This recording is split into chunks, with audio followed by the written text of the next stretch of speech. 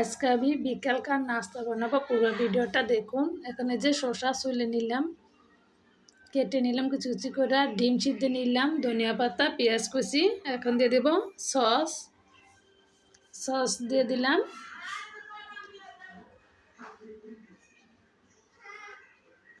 এখন এই যে কাসুন্দি দিয়ে দিলাম, আর দিয়ে দিলাম বিট লবণ।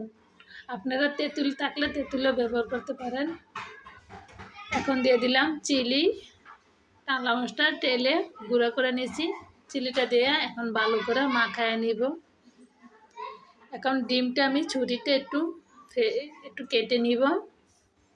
কেটে এখন ওই যে সবগুলো দিয়ে দিলাম, উপর দিয়ে একটু সস দিয়ে দিলাম।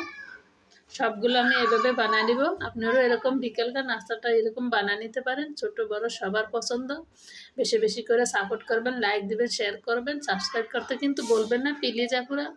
সবাই সাবস্ক্রাইব করবেন, লাইক দিবেন, শেয়ার করবেন, কমেন্ট করে জানাবেন কেমন লাগছে আমার আজকের ভিডিওটা। মাশাআল্লাহ অনেক সুন্দর হয়েছে। আপনাদের মাঝে আরও নতুন নতুন রেসিপি ভিডিওগুলো আনবো। প্লিজ আপুরা বেশি বেশি করে সাপোর্ট করবেন, লাইক দিবেন, শেয়ার করবেন, কমেন্ট করে জানাবেন কেমন লাগছে আমাদের বিকালকার নাস্তার আইটেমগুলো।